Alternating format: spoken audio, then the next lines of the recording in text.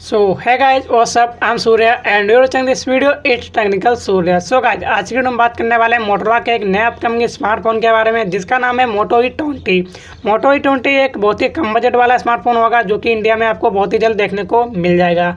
And उससे पहले मैं आपको इस स्मार्टफोन के बारे में A to Z पूरा कुछ एक्सप्लेन करूँगा कि स्मार्टफोन में क्या सही है, क्या गलत है, क्या अच्छा है, क्या बुरा है और आप लोगों को ये स्मार्टफोन परचेस करना चाहिए या नहीं, ये आप लोग खुद ही डिसाइड कर लेना और कमेंट में ज़रूर बता देना।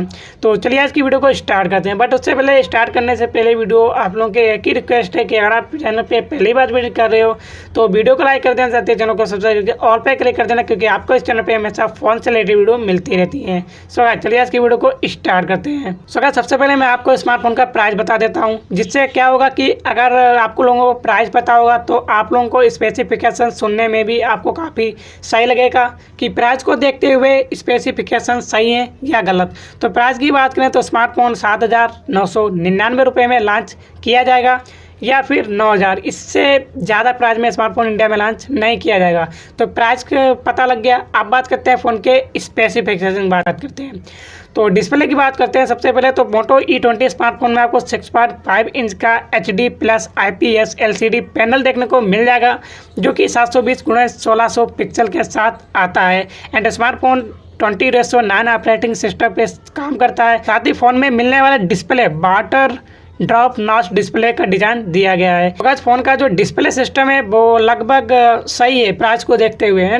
एंड अब बात करते हैं फ़ोन के कैमरा कलेक्शन की। तो फ़ोन के कैमरा कलेक्शन की बात करें तो मोटो E20 स्मार्टफोन में आपको LED फ्लैश के साथ डुअल रियर कैमरा सेटअप देखने को मिल जाएगा, जिसका प्राइमरी कैमरा आपको 13 मेगापिक्सल का एंड 2 मेगापिक्सल का सेकेंडरी लेंस आपको देखने को मिल जाएगा। एंड वहीं बात करते हैं फ्रंट कैमरे की तो स्मार्टफोन में आपको 5 मेगापिक्सल का फ्रंट कैमरा देखने को मिल जाएगा। तो प्राइस को देखते हुए स्मार्टफोन का जो कैमरा कलेक्शन है वो लगभग बैक का तो कैमरा कलेक्शन सही है, बट फ्रंट का जो कैमरा कलेक्शन है वो मुझे थोड़ा कम लगा। एंड आप लोगों को कैसा लगा कमेंट करके बता देना। तो अब बात करते हैं स्मार्टफोन के स्टोरेज की। तो स्टोरेज की बात करें तो इंडिया में smartphone 2GB plus 32GB storage के साथ लॉन्च किया जाएगा, जो कि अभी सिर्फ यही कन्फर्म हुआ है कि 2GB प्लस 32GB स्टोरेज के साथ इंडिया में लॉन्च किया जाएगा। और इसके और भी स्पेसिफिकेशन इंडिया में लॉन्च किए जा सकते हैं, बट कब लॉन्च किए जाएंगे इसके बारे में अभी तक कोई भी इंफॉर्मेशन नहीं मिली है।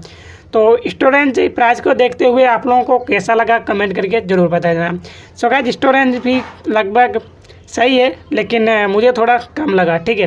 एंड अब बात करते हैं फ़ोन के बैटरी बैकअप कनेक्टिविटी की। तो बैटरी बैकअप की बात करें तो स्मार्टफोन में आपको 4000 mAh की बैटरी देखने को मिल जाएगी, जो कि लगभग सही है, ठीक है। एंड वाईफाई कनेक्टिविटी के लिए wifi bluetooth 5.0 GPS 3.5 headphone jack USB Type-C port जैसे फीचर्स देखने को मिल जाएंगे। तो लगभग ये फीचर्स तो सस्ते से लेके महंगे स्मार्टफोन हर फ़ोन में आपको ये फीचर्स देखने को मिल ही जाएंगे। एंड अब बात करते हैं फ़ोन के जो लॉन्चिंग डेट की। तो लॉन्चिंग डेट की बात करें तो स्मार्टफोन लगभग आपको सितंबर के लास्ट तक देखने को मिल जाएगा। एंड अभी तक ये क्लियर नहीं हुआ कि कितनी डेट को लॉन्च किया जाएगा, बट आपको सितंबर के महीने में ही आपको ये स्मार्टफोन इंडिया में देखने को मिल जाएगा।